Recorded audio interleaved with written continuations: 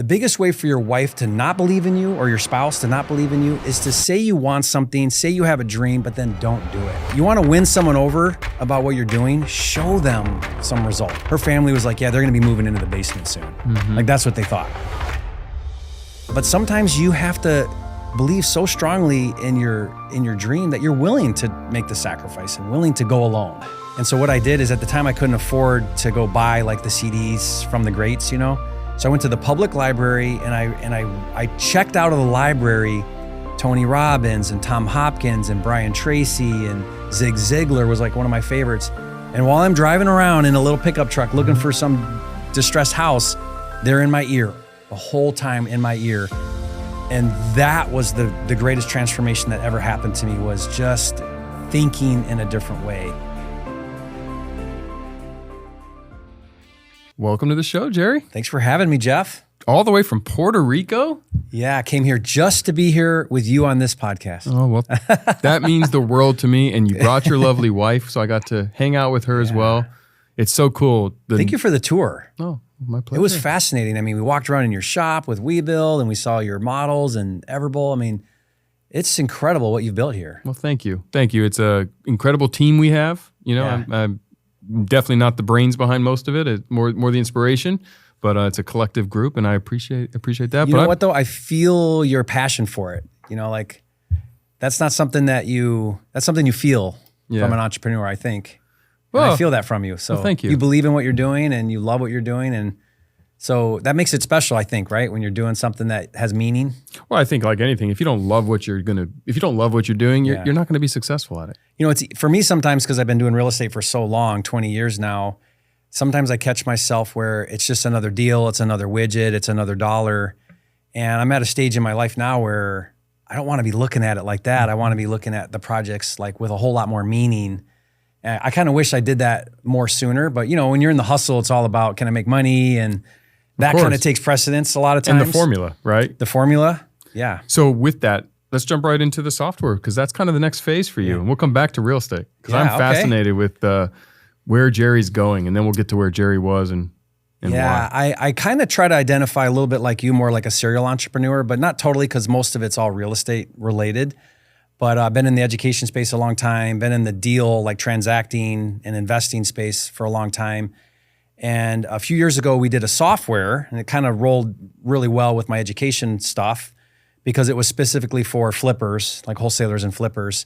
And when we built that software, it was basically just like, hey, let's take all these Excel spreadsheets that we use to do the business, and let's try to like make it now more like a software. And so we like hired this development team from, you know, overseas, and it was like a shoestring budget, kind of sort of like an afterthought. It sort of kind of turned into a real thing. Like we started getting a lot of subscribers and very niche type of software. And we just learned so much. Like, you know, when you do your first type of thing, I'm not a software guy. I just kind of had ideas and brought in software people, sort of. I mean, it was kind of like a janky software team. And then I got to a point where it was like a bolt-on product. Like we just kept adding and adding and adding. And I don't know if you've ever been on a software where you're like in there and you're like, what is all this stuff? And why are there so many things? And I tease people, it's called Flipster.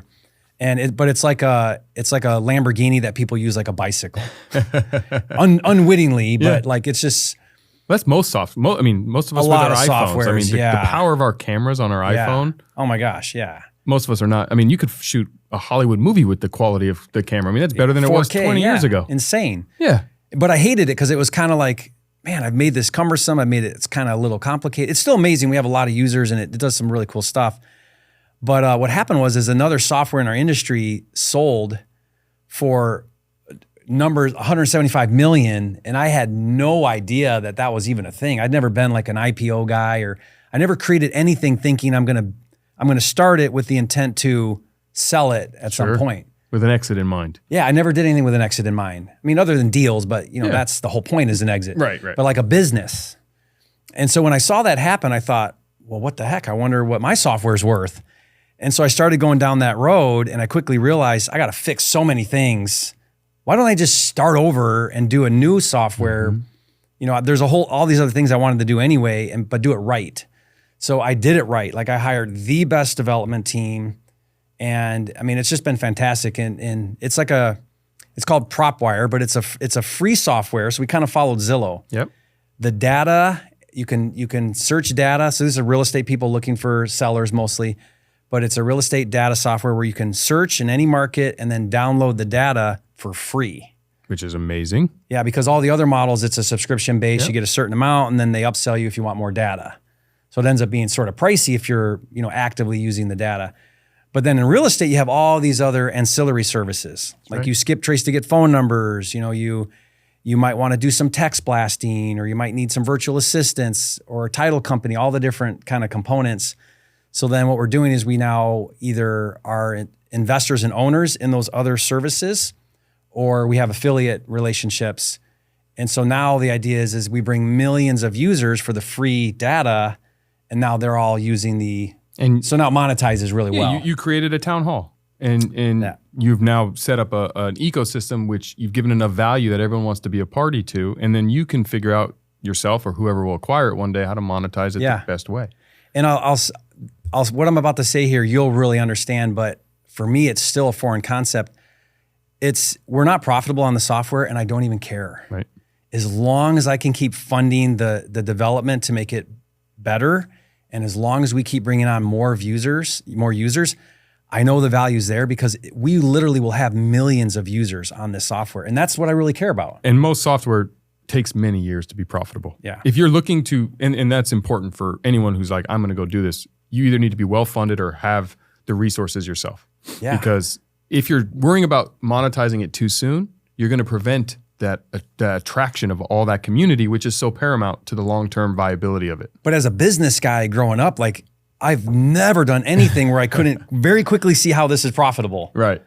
So it's just a whole new world for me to kind of be in that type of mindset. But it's forcing me to be grow up. You know what I mean? When your priorities change from deals to an exit in mind, and the value of the exit.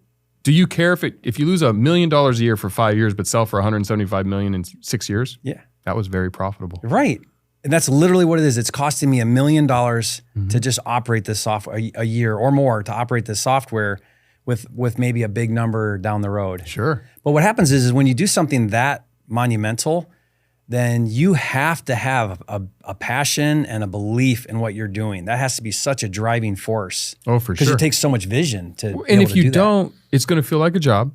And that means that it's not going to be on your brain 24/7. You're not going to be thinking about it in the shower. And so all of that Or you're going to shortcut. Or you're going to look for shortcuts. That's right.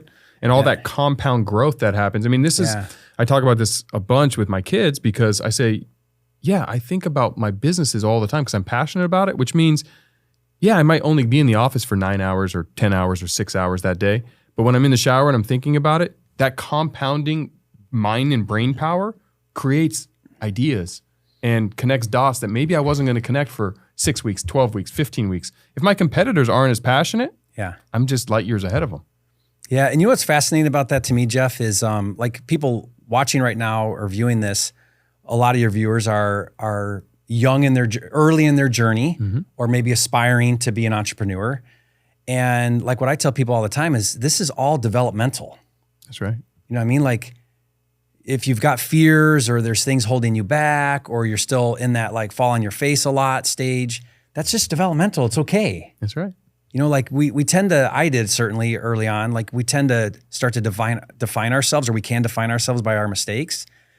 But really now, if you can have the foresight, it's all just developmental. And you should, when you mentally pivot from thinking about mistakes as mistakes to understanding that your mistake is actually what you should be cherishing, and you should almost wear as a badge of honor to say, all those mistakes actually create what you end up monetizing the best. Yeah. All the ways that don't work means you are that much closer to it's like in sales. I mean, I was an outside sales rep and a telemarketer. Every my first sales job at ADP, they had a model. 50 calls gets you 5 appointments. 5 appointments gets you 2 deals. If I call 43 straight people and they say no, 5 of the next 7 should be a yes, right? I'm that much closer to my yes. You're that much closer to a yes. Yes. Yeah. And when people who struggle are like, oh, I can't take another no. Yeah. And I look at a no as nice. I have to get through 45 no's to get my 5 yeses. Well, and like I couldn't build a world-class software today had I not tried and not built a world-class software previously. You know what I mean? Like, so it's just all developmental. Yeah. Everything that you're going through, look at it as a developmental phase. When you started out, you weren't doing all the big things you're doing today. And hopefully 10 years from today, I say the same thing. Yeah. Right? Because growth never stops. No. And that's where we need to make that passion connection. Because do you have to love, and this is, I think a lot of people get stuck, like, do I love everything about what I do? No. No, of course not. But the end I love. Yeah. The bigger picture, the what we're building. The game, the challenge, the journey. I enjoy it. I mean, yeah, there's days I hate what I'm doing or I'm upset or whatever. But the bigger picture is what excites you. It lights your hair on fire. One thing I love about what you do, Jeff, is you kind of look at business and it's just all a formula. And I've listened to some of your content where you talk about how in all of the businesses you're in, as far as the mechanics of the business, you don't actually know or have expertise in. Right, you're building a lot of things, and you're not swinging the hammer or know how to, run the saw or whatever. But what you do know is you do know the fundamentals and the principles of business, and that now can cross into really anything. Right, and that's a big stopper for a lot of people because they go, "I need the experience," and I think experience is the most overrated prerequisite to start a company or be successful. Because I can read every book about real estate, I can take all of your courses and follow all your content, but if I don't ever do a deal, I'm never going to get that first experience until I try. I need the knowledge, and knowledge is important, right? And you should become as educated in these fields as possible. I don't know how to swing a hammer, but I'm researching construction companies and I'm learning from people who are doing it and how are they scaling their business. Same in restaurants. And you know what needs fixed or what needs built, how much it's going to cost, and what it'll sell for. That's know that. Yes. And the hack I use is I use public companies. I don't think enough entrepreneurs realize the power of that. So whatever your field is, whatever your industry is, public companies share quarterly all this information. So in the restaurant space, I can listen to McDonald's every quarter and hear from their CFO, their CMO, their CEO. What are the challenges they're expecting? What are they working on? During COVID, Domino's in their public filing, in their quarterly, was talking about how important third-party delivery is going to be and how important apps are going to be. What does that mean for Everbowl? Guys, what are we doing about third-party delivery and apps? And AI Chipotle was doing the same Yeah. thing. And now you're seeing Chipotle coming out with AI and robotics in how they're cutting avocados. I can wait until everyone else is there and go, man, my restaurant, I'm behind. Or I can be proactive and say, I mean, knowledge is everything, right? Yeah. I mean, you're in the educational space. So you're a provider of that. And I'm consuming, I mean, we talked off air, but I'm now dipping my toes in more in real estate, and I'm consuming. I mean, I was consuming your data, your content. Thank you. Yes, I mean, it's fascinating and learning and saying, it's not only what and how to do it, but it's also, is this the right area or niche inside of that? Is it for me, right? Because real estate's so broad. Yeah, there's so many different ways to do it, and and flipping, is that for me or not? Wholesaling, is that for me or not? Long-term rental, is that for me or not? Short-term rental, is that for me or not? Development. And so the only way to learn is to consume. And when you started, and I loved it, I heard this, I heard a version of this story. I want the real one. I want the direct from the source. But when you started real estate, that wasn't your plan A. And I don't know if your wife was 100% on board. Yeah. Well, yeah, because she had grown up in a 9-to-5. Her dad worked at the same company for 30 years. You own one house. You retire with a pension. So that mindset was very prevalent. So here I'm like, this struggling guy to pay bills. In construction. Underground construction. Yeah, it wasn't real estate construction, but it was underground construction. What is underground construction? Well, it was utility work. Okay. So it was outside in Michigan on the weather. I'd come home muddy, have to take my clothes off at the door before I could come inside. Like that was my life. We started a family right away. We had a couple of young kids, and I mean, I'd always wanted something better. I just didn't have the formula, and I didn't have mentors, and I wasn't exposed to it. Like I look at my kids right now and I'm like, man, you guys are exposed to so much that I just wasn't exposed to. And whether you take advantage of it or not is up to you, but you know what I mean? I didn't even have the exposure. I love that you said that because the Mathis twins have a saying, exposure leads to expansion. Yeah. And it is such an accurate statement. Like I just commend people watching this right now because this wasn't even available when you and I started. That's right. Like information like this, it wasn't around. I mean, even YouTube. It was behind a paywall if it was around. Correct. And you had to even know that there was that opportunity. Yeah. Yeah. So I just, but I wanted it. I was hungry for it. So when I started in real estate, my wife was like, no, this is not safe. This is risky. And I had to, there was this pivotal moment where I had to say, do I do it anyway? And this is very common for a lot of business people that start, right? There's usually someone that's kind of the brakes.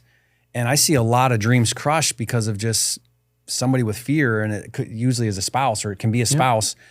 And so she was very against it. And what was the impetus for real estate? Because you're in underground construction, but why did you say? I mean, what happened is like most people, I read an article that said, 80% of millionaires are in real estate. I said, okay, well, my margin of error, okay, maybe that's what I should do. And I had the same misconception everybody else does, that you have to have money to make money in real estate. And certainly there's some truth to that, but you don't have to have money to get started, and you don't have to have money to do a lot of aspects of real estate. There is really low and zero down ways to start transacting. Sure. But most people don't know that. They just think you got to have big down payments or all this money or access to money. So when I started to learn that there was a way to do real estate and transact real estate where I didn't have to have money, that was very appealing to me, because that was me. I didn't have money, didn't have credit, didn't have resources, connections, none of those things. But, going back to my wife, I just did it anyway. Against her wishes. You said, honey, this is what I want to do. She said. At first I did it on the sly. Like, I didn't even tell her. Okay. Right. And then we had a baby. By the way, we have 10 kids. So this was, I think, kid number 3. We're on our way from the airport, and I'm thinking to myself, this property I'm buying is like right around the corner from here. Maybe now's a good time to tell her. Had you already purchased the property? It was under contract. Is this the first one? One of the first ones, yeah. That wasn't the first one, but it was in the first little while. So you owned the property and she didn't know? Yeah, she didn't even know. And so I drove by, and this is not a good neighborhood, by the way. This is like bad area of Detroit. Okay. So I take her down this neighborhood, and she literally we just had a baby. You know what I mean? Bad timing. Don't ever tell your spouse you're investing in real estate when you just had a baby. Bad idea. And I said, hey, I'm buying, and there was like 2 properties. They were close by. I said, hey, honey, we're buying these 2 properties. And she's like, looks at me like, she just breaks down in tears. Like, what are you doing? And her family was like, yeah, they're going to be moving into the basement soon. Mm-hmm. Like, that's what they thought. Like, oh my gosh, who did our daughter marry? They're going to be moving into the basement next week. But here's what I tell people. What I did to win her over is I quickly got to success. Okay. So like, you want to win someone over about what you're doing, show them some results. It doesn't have to be big results, but just show them results. What I think a lot of times is men in particular, and this could be either way, but we say we're going to do things and then we lack the integrity to do it. Yeah. And the biggest way for your wife to not believe in you, or your spouse to not believe in you, is to say you want something, say you have a dream, but then don't do it. So I had been telling her, I have a dream to own my own business. I want a better life for us. Mm-hmm. But that was just lip service until I actually did it, with or without her support. That's right. So then what happened is, this is a really funny story. I'm not sure if you heard this story, but early on, I did this wholesale transaction, which is just, flipping my contract. And the guy that bought this, he paid me $4,000 in bills, like $100 bills. Oh, wow. Cash, yeah. And like, I'm like driving home, like looking out, like, someone gonna come run me off the road and take this cash? So what I do is I go home, she's not home, and I put like $100 bills like all over the house with sticky notes that say, thank you for believing in me. I couldn't do this without you. And then she comes in, and I'm like lying on the bed, like this with money everywhere, naked. No. And could have been. Maybe I was. I mean, 10 kids.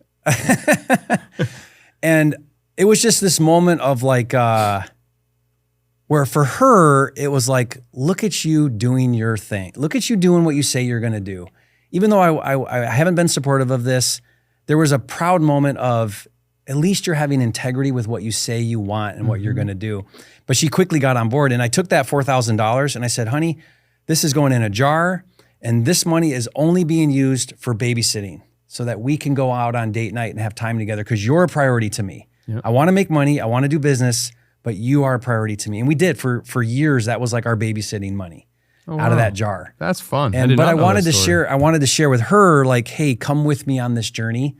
And now she's just been amazing and so supportive and helpful, and but sometimes you have to believe so strongly in your dream that you're willing to make the sacrifice and willing to go alone. Hey, just a quick thanks to one of our sponsors, and we'll get right back to the video.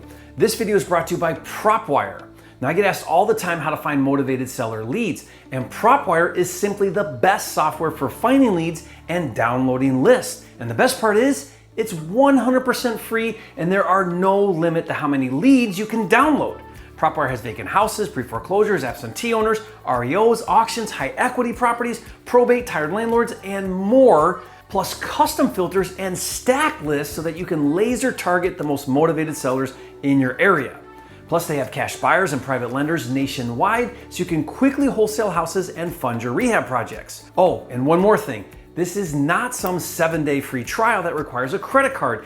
Anyone can create a free account with just their email address and start building lists and downloading leads for free right away. Check it out at joinpropwire.com. It's a want until it's a hope. Yeah. It's not anything until you take that first step. Yeah. But what was that first step? I want to go back because you said you did a little bit without on the slide, but what was the first thing you did? Because for a lot of our audience, like they are still working in that construction job or some job, and they want to transition to entrepreneurship. Yeah. Well, what's great about real estate is there's a niche strategy called wholesaling. You'd mentioned it earlier, and the idea there is go find a great deal from a seller who's it's a distressed property and the seller needs cash really quickly. So there's an urgency. And they would take convenience of a cash transaction to give a discount. Yep.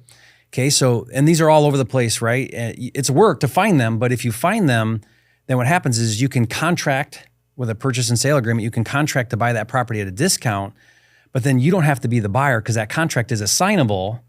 So then you make the deal on a piece of paper, but then now here's an investor over here who does buy deals, does invest, has cash, has resources, and he will love to have that deal, and he'll pay to buy it, and he'll pay whatever his price is. He'll pay whatever the difference is with your contract. So you can upcharge it. Yeah. So in simple terms, and this is no different than what you're doing, right? Where you explain to me exactly wholesaling, right? Where you're getting it direct and you're selling it with a markup, and the buyer's happy to do it because they didn't have to go source the deal. You did it for them. That's right. So same idea. And so like if I get it for $5,000, but they'll pay $10,000, I get to make $5,000. Without owning it, without renovating it, without tenants or insurance or on title, none of that. So it's just transacting paper. So how did you identify and find a good deal with zero experience? Zero experience, and at the time, no data, no technology, none of these things we have now. So there is a technique, it's still prevalent today, called driving for dollars, where you literally drive around in a neighborhood, look for distressed property. Distressed meaning rundown. Rundown, yeah, gutter falling off, vacant, dilapidated, grass this tall, clearly someone neglecting. Yep. Maybe they live there, maybe it's an investor who just isn't doing anything. And then you try to contact that seller and you make an offer to buy it for cash, assign your contract to the actual end buyer. So you found a property, it was distressed. Yep. You contacted them. How many did it take till you got a yes? Oh, hundreds. Oh, really? Yeah, that's the part. So wholesaling is the most simple business model you could ever dream of. Everyone complicates it because you're like, it can't be that simple, so I'm going to complicate it, and now I have a reason why I'm not doing it. Right. Have you seen that in business? Yes, all the time. Like when you were walking through and explaining to me what you're doing, the concept of what you're doing, Jeff, simple. It is so simple. I didn't say easy, but it's very simple. And what you've done now is you've just scaled that model, brought the resources in, but almost every business is simple. It's very simple. I mean, is Amazon complicated? It's an online e-tailer. It is the most simple thing. Why do we make things so complicated? Now, what's hard is building a business around that simple thing. That's hard. Of course. Because you got to develop yourself, develop a team, motivate everybody, moving parts, like all the things. But that's the only thing that's hard about wholesaling is scaling or running a business at wholesales. But the actual transaction of a wholesale deal is the most simple thing you can imagine. Mm-hmm. And so like I'm not a smart guy. I'm barely a C student in high school, but I get this. But now am I willing to go out there and hustle? Can I take the no's to get that one yes? Right? And I just drove around and I did it at the time I did it before work, if I had time on lunch breaks, after work, and on weekends. I just side hustled it. And one thing I did do, I think that kind of maybe separates me from others is I never had a plan B. So it wasn't like, hey, I'm going to try this. I have a lot of people that come into my programs and training and get into the business because it does attract like a get rich because it's like fast money. So it attracts a lot of people who want money with no work. Yep. And then they quickly realize this is work and I'm out and I'm on to the next cool thing. So that wasn't me. I was like, I'll put in whatever work it takes. And it's not if it'll work, but it's when it'll work. And I think when you have that mindset, when you go into business, then you hit these walls, you climb over them. You hit another wall, you climb over it. You screw something up, you get back up on the horse. Like that was me. Just screw up until I figured it out. Yeah, you're going to Kaizen your way there. 1% better every day. Yeah, and that was kind of how I started doing the business. I still was very fearful. Like I didn't quit the job. What I did is I said, okay, well, I'm going to save up enough money doing these little transactions until I have enough to replace my annual income, which was not much. Mm-hmm. It was like $25,000 or whatever it was at the time. And then when I did the full-time plunge, I did 5 wholesale deals in my first month full-time and made $52,000. Wow. And that at the time, that doesn't sound like much now, but it's double your income. And it was, to me, it was all the money in the world Yes. at the time. Of course. And then it was like, I found my thing. I can do this. And it was just straight ahead. How many more can I do? Yeah. And one thing I did though, I think that maybe more important to all of this, and I heard you say this briefly before we were recording, is, real entrepreneurship is probably it's mostly mental, like maybe 80, 90% your own self-limiting beliefs. Mm-hmm. We get in our own way. And so what I did is at the time I couldn't afford to go buy like the CDs from the greats, So I went to the public library and I checked out of the library Tony Robbins and Tom Hopkins and Brian Tracy and Zig Ziglar was like one of my favorites. And while I'm driving around in a little pickup truck looking for some distressed house, they're in my ear the whole time in my ear. And that was the greatest transformation that ever happened to me, was just thinking in a different way. You actually invested in your brain. Yeah. In your process, how you approach things. I mean, that was the development of myself was just everything. And so like I look back and I would have paid $1 million for the CD player. At that time they were CDs. Yeah. The CD player in that little beat up truck was worth more money to me, in perspective, than anything else I could have ever done. And I think you're hitting on something so important, right? Because as we go through life, as we're struggling and we're saying, I'm doing everything I can. Are you? What are you watching at night? Yeah. Are you watching Netflix, or are you on YouTube learning from great content, educational content that can empower you? Yeah. Are you listening to your favorite music station, or are you listening to podcasts and audiobooks in something you are striving to do? I don't listen to a ton of music. It drives my family crazy because I look at my what I call my windshield time as opportunity to continue to learn new things. And whatever it is, like right now I am actually learning about real estate because I mean, it's important to you now. It's an investment area I want to focus on. I realize I don't have a good allocation there. A lot of millionaires there. A lot of my friends do really well. And I'm like, what is a long-term plan? And real estate they're not making more land. Yeah. I love that you say that too. And that's a cultural thing. Like in our family, we are a podcast family. Mm-hmm.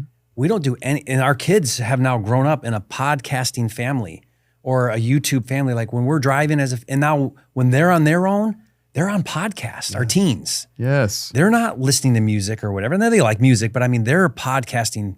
And it's okay to listen to music. Yeah, I'm not saying that either. But treat it like dessert. Yeah. Don't make that your meal, right? Unless you're completely content with where you are. Mm-hmm. If you do not need to learn anymore and you are like, I'm in my zone, I'm having the success I want, and I'm going to listen to music, go for it. Yeah. But if you're not where you want to be and you're struggling and you're really trying, but you're not capitalizing on that, what I call that windshield time or that shower time, that's the margin. Everyone else is learning in the same 8 to 5. Mm-hmm. Like you had the 8 to 5 or 9 to 5 job. It's what you do when no one else is around, that extra bit. And like you said, what kept you going with all those no's was Zig Ziglar. Yeah. Brian Tracy. Yeah. They're like, even to this day, they're like my heroes because I had such an emotional and mental transformation that now they're like iconic to me because they were such an important part of my development, my life. So you did something that I found fascinating. It was 2014, I think, when you started creating content. You were very early to you recognized early the power of personal brand, the power of creating content, and then utilizing that content to grow a business. We talked, I'm very late to that party. What inspired you to do that? Because you're making a ton of money in real estate, but now you started to turn towards education and content. What was the pivot? What made you pivot to that? I didn't quite have the same realization that you're having, which is, when I build a personal brand, it's going to bring so much connection to my businesses. For me, I was already in the education space, so I was selling products A lot of it at the time was like home study type of programs. Those were very prevalent for a long time. Prior to the real estate content. Yeah, prior to just social media really becoming a content platform. It didn't really start out that way. It used to be, cats on YouTube, right? But it quickly turned into a content place where people are really education became a big part of it. So at the time I was selling products and we were it was pay to play. We'd run ads, we'd get a customer. I loved it. It was like, awesome. How much money can we spend? What is the return? Let's spend more money. Let's get more customers, sell more products. But what was starting to happen, and I felt late, what was starting to happen is I was starting to see the free content come on the scene.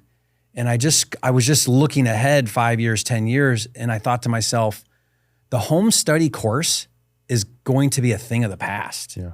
It's going to be gone. And what was happening at the time, you'd see this, maybe you remember this. I still see this today and it cracks me up. You'll see where like on YouTube or somewhere, you'll say, hey, here's steps 1, 2, 3. If you want steps 4, 5, 6, buy my course. Like that's what it used to be. Yes. And so what I did while that was happening, what I did is I said, you know what? I'm going to stop selling a home study course and I'm going to give it all. And I'm not going to hold back. And I'm just going to give so much value. I'm going to take the paywall down for the information. And then, but I'm still a business guy. So then what it was software, coaching. We have like a finder program where you can find deals. We have different things. And I took my course that I used to sell and now it's free.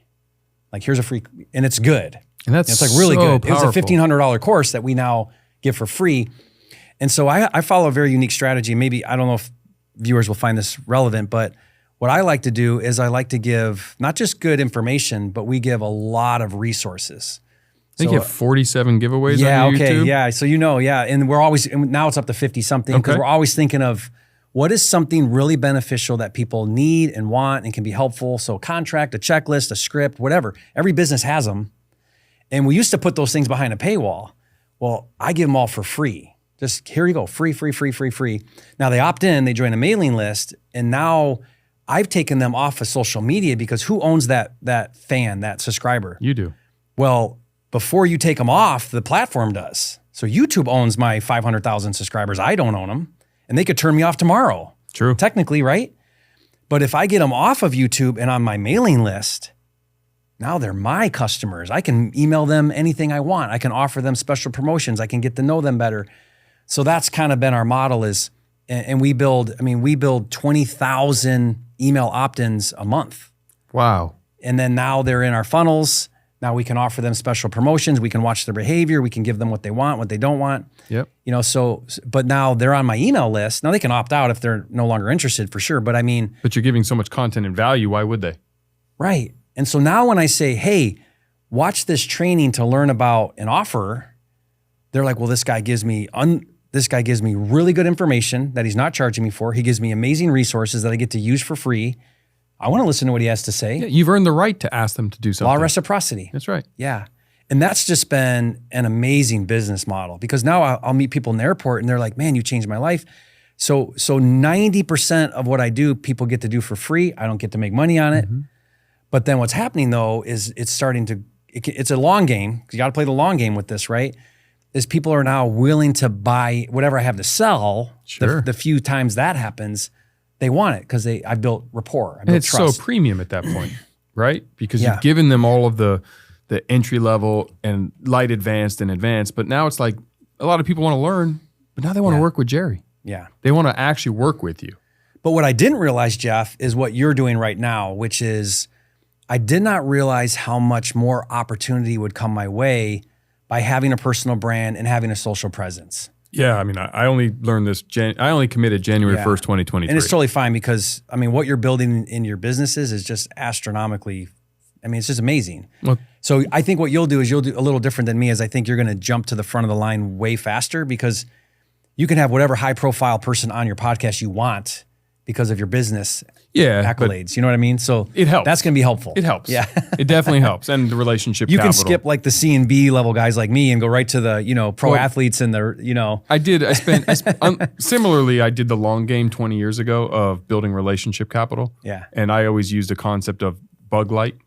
I went to law school to be a sports agent. Okay. And, the idea there is I'm not the talent. I represent the talent. So I've always had that mindset where when Neil Patel was my partner, he was the big name. I don't need the attention.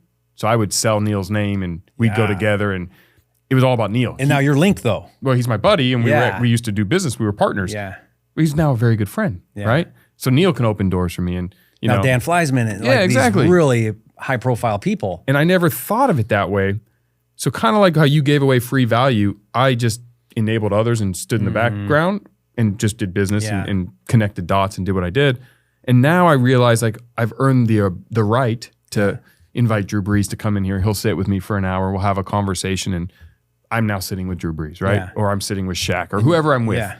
Those opportunities, similar to you with the email opt-in, I used to do my version of give it all away for free, not caring about a personal brand, until I finally realized through the help of a lot of my close friends and mentors and investors that said, Jeff, you need to get out there a little bit more. You have more value to give. And I don't care about fame, and I don't care if people come up to me in an airport, know my face or don't. I want to lead with value. I want to help as many people, but I'm also a business guy. And I want to attract my community and tribe into what I think, and I want to give them value and enable them to be successful and connect them to my companies. Yeah, and you're playing that strategy really well. I mean, it's because what'll happen is it will land you those big deals. It'll get your circles will get even better and bigger. It compounds. It compounds. Yeah, it's interesting. And I live in Puerto Rico part of the year, and I'm doing some deals there, and I bought a hotel, and then solely because of the little bit of a brand name I have, I had one of the largest real estate investors in Old San Juan, he's like the majority commercial property owner. He contacts me and says, I've got 2 hotels. I want to partner with you on my hotels. I see what you're doing. But he has no idea who I am other than I have a personal brand. And that just lent a lot of credibility enough. And he's reaching out to me, and I didn't know who he was. And I was blowing him off. And then finally I say, listen, if you come out to me and meet with me at my house, then I'll sit down with you. And he's like, okay, done. I mean, this guy's a billionaire. I make him drive. I'll make him drive from Old San Juan an hour out to where I live. We're sitting in my little gazebo office, and it dawned on me very quickly, like, holy crap, this is like I cannot believe I just made this guy come out to me and chase me. But that would have never happened. I could have had all the same success in real estate, doing all the same deals, no personal brand. He wouldn't even have known to reach out to me. Well, and this goes to my own self-limiting beliefs, because I think a lot of people on the other side of the camera, or see people who have had a level of financial success or business success or real estate success, and they don't think we deal with the same issues mentally, the same insecurities of imposter syndrome. And totally. I think the personal brand side, for especially the super young, not yet accomplished anything in business or in life, but they're just getting out there and getting started, and they're on that journey. There's a time where you need to have some success and put in the hard work. And it doesn't mean you can't continue to work on a personal brand simultaneously. But if I'm 18 years old and I just graduated high school and I've never run a company, I can do a lot of posting on content, but can I talk intelligently about business? No, I got to do it maybe about something I learned in high school, or how I'm going to tackle the world and do it differently.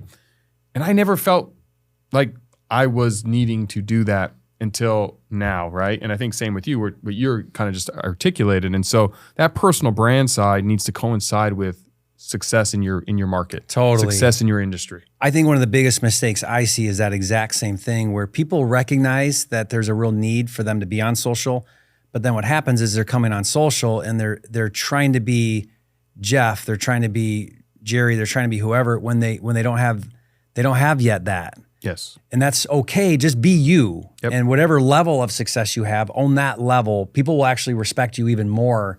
And if you're not being what you're not. Right. Actually, share say, you know what, guys? I'm new in real estate. I'll be honest. I've owned personal houses and stuff, but this year I made a commitment to invest in real estate and be a real estate investor. I'm a real estate newbie. If I created my own channel, it would be saying, guys, join me on my journey as I figure this out. I'm not a real estate gazillionaire and I don't know how to flip houses. I'm going to learn. And together, if you follow me, I'll make mistakes. You can watch those real time. Like, that's a way to do content. I would watch that content. Rookie. I would watch that content. Don't be the expert. If I come on and go, guys, I'm Jeff, and I'm gonna tell you everything I've done. I'm my one deal I've done. Yeah, my 1 or 2 deals. Come here to learn about how all the expert stuff I have. Yeah. I'm not authentic, right? No. So I think that's the pivot. And so for me, now that I'm doing this personal branding thing, I'm much more aware of what I see out there, and I think the issue for a lot of people building a personal brand. They're like, maybe like me, feeling insecure about it. Mm-hmm. I didn't do it, even though I had sold companies and I'd made millions of dollars. I was like, well, what is my personal brand going to be, you know? And I felt insecure. And so I think if you're on the sideline without a personal brand and you're saying, well, I haven't accomplished things yet, share your journey to become accomplished. Mm-hmm. And if you're a teacher and you're like, watch me empower 50 students this year to get better grades in math, science, whatever it is. If you're a firefighter, talk about your conditioning and how you're doing that and how you're learning your craft. If you're in construction, if you're in real estate, if you know, whatever it is, share your journey from where you really are. And That's I think really people want advice. vulnerability. Yeah. You know what? Self-awareness and being vulnerable about your own faults and your own failures. When I see someone who's willing to share that and still move forward and still see success, I have tremendous respect for that because it's real. Yeah. Well, I mean, like you have 500,000 subscribers on YouTube. I won't lie to you. We celebrated when we hit 500 YouTube subscribers. I was excited. It's 500 people that made a commitment to push a button and say they want to join our channel. And you know what? One day I hope I have millions. But I'll never forget the first 500. Yeah. Because those are that's the hardest. But you're embracing the journey. And I love it. Yeah. I love that. And so then it doesn't matter because you'll keep doing the work. And you know, it's interesting for me, like on the content, people ask me all the time, well, how do you decide what you're going to do or what you're going to do content about? And there's certainly like, well, what's the algorithm want? Like there's some strategy and that's smart to, you know, think about your titles and things like that. But at the same time, mostly what I'm doing is I'm just sharing what I'm doing. Here's the deals I'm doing. Here's why I did a deal. Watch me put the deal together. And that's it. Yep. And so like you just said, if you can actually be authentic, be real about who you are, show what you're doing, increase your skills the whole time because you are on the most competitive platform ever. The content world now is so competitive that somehow you have to separate yourself from the masses. Yes. And you have to you have to give your tribe a reason to follow, right? And that's what we're trying to do on the Jeff Fenster Show is we're trying to share the success formula of incredibly successful humans that are outside of what I do, right? Because I've been successful at what I do. You've been successful at what you do. And there's common traits, but we approach it differently. And we approach it from a different upbringing and different life circumstance. And I don't have 10 kids. I have 2, right? But it's a good start, Jeff. Well, thank you. We're not working on any more, but thank you. And you stay on that side of the table. But what I think is amazing about you, Jerry, is you have so many built-in excuses that prevent people from achieving success, and you've compounded them, right? Oh, I have 3 kids or 4 kids. I can't afford, you have 10. Yeah. I mean, you've shown that the number of children doesn't stop you. Yeah. You had a spouse that wasn't supportive to start. You didn't have a family that said, Jerry, we're all behind you day one. You had to overcome that.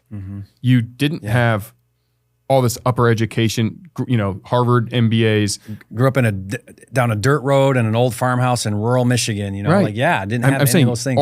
You didn't come from all this money that gave you so when you look at that and you look at Jerry and you see where you are today, I think it's so amazing. And I love, the reason I'm doing the show is I want everyone on that side to say, you know what? I might not have 10 kids, but I have a lot of the same challenges Jerry had when he was doing it. And you know what? Look what he accomplished. Can I not drive for dollars in real estate? Can I not listen to Jerry on YouTube while I'm driving and inspiration from others? Can I not do those same things? This is the roadmap. So if you were trying to be successful, this is what you need to realize, that we all come from different backgrounds. Some of us are more fortunate to start at a higher starting point, but everyone has to put in the work. Yeah, I think Jeff, and maybe you've seen this too, with most people that come into business, because there's such a high attrition rate to the business, any business, is having that real compelling reason, that driving thing that just gets you out of bed. It's really interesting to me because I'll talk to a lot of people who get discouraged, and they're asking me to how do I stay motivated, and it's the strangest thing for me because I can't even relate to that. Like I get out of bed excited. I don't need motivated to get out of bed. I don't need someone telling me, hey, Jerry, get out of bed and go do something. And I haven't for such a long time. And I think that's because I just have a compelling reason. I believe so strongly in what I'm doing, and I'm so passionate about it. In fact, I think I thought of my quote for your wall. Oh, all right. Want to hear it? Yes. If your why doesn't make you cry, it's not big enough. Oh, I love that. Yeah, that would go good because you got some really cool ones on the wall. That's a good one. If your why doesn't make you cry, it's not big enough. Meaning if you don't have this really moving, compelling reason, it's too easy to quit and go back to a 9 to 5 and something else and then get home and turn Netflix on. It's just too easy. And we live in America where you can get by comfortably and do that and live the same year 70 years in a row. I don't want to live the same year 70 years in a row. And I don't want my best days to be yesterday. Yeah. Right? And I share this. I don't usually share what I do for fitness, but I work out 7 days a week. Yeah. I don't miss a day. It's no amazing. days off. Yeah. 0. I do cardio every single day, no matter my travel, etc. And when someone asks me, well, why? Yeah. Because I have a goal of being healthy, and that goal is every day. So if there's a day I don't have that determination that I don't want to be healthy, I won't work out. If I don't want to make money, I won't think about my business. If I don't want to be a good dad, I don't have days where I decide, you know what, I'm okay being a terrible dad today. Yeah. I just don't have that. So I'm going to strive to be a good dad every day. And when that motivation to do those things, it's because of the why. It's because I have these goals and they are everyday goals. Yeah. My real estate's not an everyday goal, so I don't do real estate every day, right? There are days I don't think about real estate. Well, it's interesting. My oldest, he's 23, got married recently, and Congratulations. and he's doing amazing. Marriage has been the best thing for him. He's growing up so much. He's doing so good. I'm so proud of him. His wife that he married, sweetheart. Our family just loves her. She came from very much similar to my wife's background, like the 9 to 5. You know, you have just enough money in your bank account. You live to pay bills, right? Like that.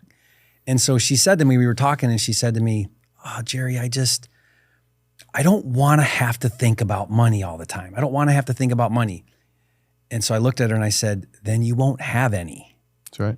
You won't have any, because the reality is if you want to have money, you want to be successful in business, it's going to consume you for a lot. And you got to learn how to compartmentalize. That's going to be your biggest challenge. You know, that's been my biggest challenge, probably yours too. Like, okay, how do I turn this off sometimes, you know? Balance. Yeah. But like, you got to be thinking about that. When you get home from the day job, you're thinking about the side hustle. When your head hits the pillow, you're thinking about the side hustle. When that side hustle finally becomes a real thing, you're thinking about the real thing. But what's going to happen here is there's a lie that if you aren't a business owner or money is important, that you're not thinking about money. That's the biggest lie ever, because when you get the flat tire, or when all you're thinking about all the time is money. That's right. It consumes you. Money no longer consumes me. Now I get to do passion. That's right. Because all the needs are met. I live so well, you know, below my means, right? So that I can go and do and pretty much do whatever I want now. And so now it's about, well, how much impact can I have? Yes. How do I have impact now? And that's what we all want, right? That's the natural progression. Yes. And I think you nailed it. I think that what you don't focus your brain power on, it's like I talk about in the shower. Like, I'm not daydreaming about some time in Puerto Rico on the beach. Yeah. Right? I'm thinking about my companies. I'm thinking about my family. I'm thinking about ways that I can improve. I'm constantly working on myself. Yeah. Constantly. Because I want to be a better version of myself. Every day I want to be better than I was yesterday. In everything I do. I think success is 360 degrees of improvement. Yeah. If you're not growing, you're dying. Yes. It's like humans are like a plant. Yes. A plant is either growing, or a tree. A plant is either growing or dying. It never just stays. That's right. And that's us. That's human development. So for the audience, Jerry, what would be the one thing for those that are interested in real estate? Yeah. In today's current circumstance, macro environment, whatever we want to call it, high interest rates, real estate has obviously gone up a lot. We're in a weird time in the world, very polarizing, just weird moment. This is a weird moment in world history. Well, if you had to start over today, you're on the other side, you're 22, you're working in construction, you read that 80% of millionaires are in real estate. What's the first thing you would do today? Yeah, I love this question. And what I'm going to say is going to be contrary to like what a lot of other people say. And it's not even necessarily right, maybe. I feel so strongly about this when you get into real estate. I think the biggest mistake people make is they do the wrong type of investing in real estate in the wrong order. It's not that it's wrong, they do it in the wrong order. And so what I believe that you first have to transact real estate. Not hold real estate. Now, again, I get a lot of negativity around this, but here's my belief around this. real estate as a long-term strategy, meaning you're now holding assets and you're taking the benefits of cash flow, appreciation, depreciation. Like I know you're looking at tax strategy. And so what happens is people very early on, they start to try to hold these assets. Well, they don't know how to manage the assets, and they quickly run into some barriers to grow enough to have impact. And if you learn how to transact, and when I say transact, what I mean is like do deals that make cash and create what I call a printing press. And there's two ways you can create a printing press. Another business source can create a printing press, or real estate itself can create the printing press. The strategy itself can. Kick out enough cash to now meet the needs, pay the bills, provide a nice living, because that's important, right? Have a padded bank account. Everybody needs and wants that. Then take that excess cash and now start to learn how to invest. For holding. For holding. Yeah, people do this really wrong. And I think a lot of it's from, I joke around about the Purple Bible, Robert Kiyosaki, Rich Dad, Poor Dad, where it's like, get enough cash flow real estate that's more than your expenses and you're retired. Well, that's not the reality of real estate because there's rainy days. The roof needs replaced. The furnace goes out. And so what happens is people are trying to live on cash flow from a real estate asset when they have no business touching that cash flow. It should stay in it. All of that money has to stay in it for a long time until you've got enough of a portfolio.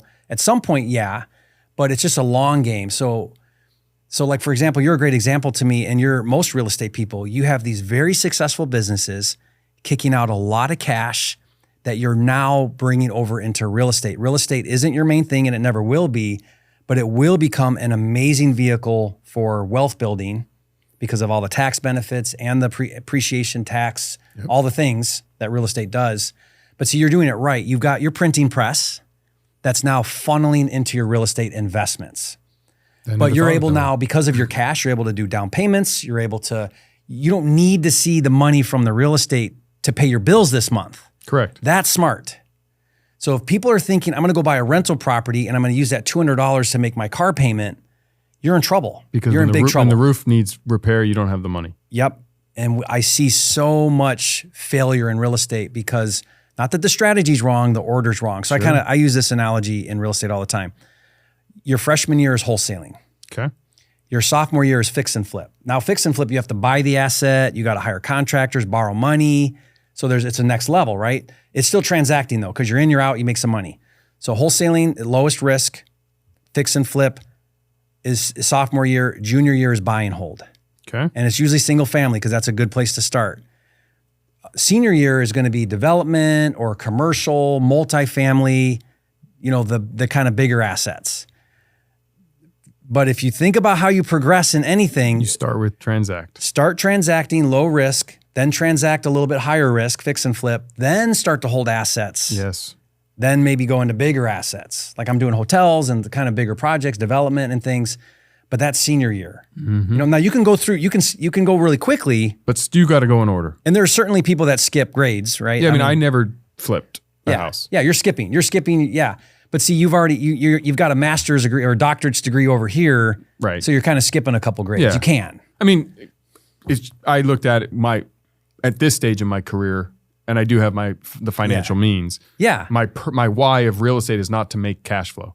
My why of real estate is to make generational wealth and tax strategies. Yeah. So that's kind of what I was. For you, it would make no sense to wholesale or fix and flip because that's a high cash strategy. I'm actually looking if a wholesaler wants to call me with a good opportunity. Right. You're the cash buyer. Yeah. I'm the buyer. Yeah, because you already have a printing press. You don't need one. But what happens is people come into real estate with no printing press. And when I say that, I mean a business that makes money. Something generating a lot of money that you need to do something with, right? You can either do that in real estate or do it in business.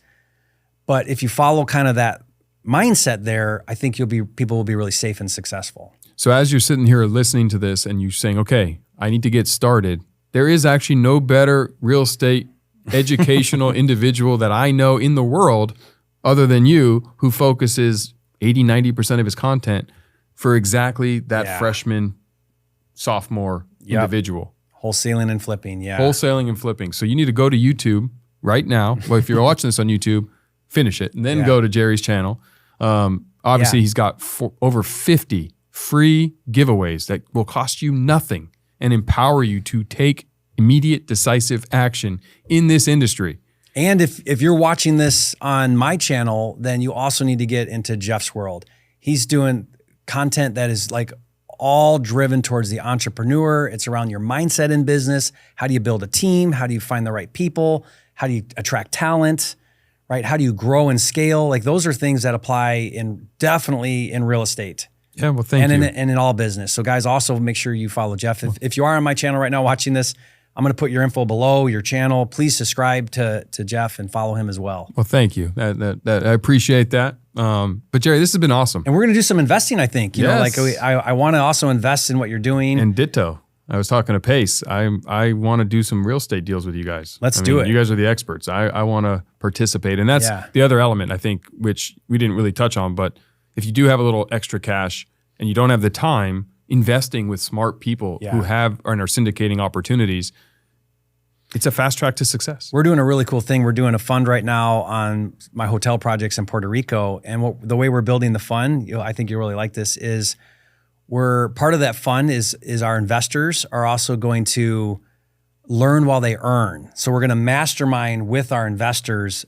about what we're doing. Oh, that's cool. So in Puerto Rico? Yeah. Well, yeah. They can come out to Puerto Rico. We can show them, okay, we're going to open the books and be like, okay, here's why these are deals. Here's how we're structuring these deals. Here's why we're renovating them this way. Here's how we're going to monetize these assets. So for me, if I was investing in something to get to kind of come in and see that, that would be very fascinating. And I am very interested. Cool. Yes. That's great. Yes.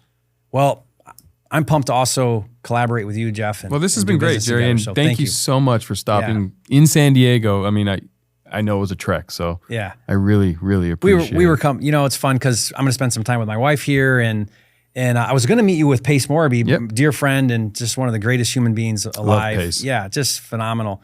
He made the connection for you and I, and I thought, you know, maybe we reschedule where Pace is here with us, but I'm so glad that we still met and got to do this. So, and we're going to be together in Vegas at WealthCon. Yeah.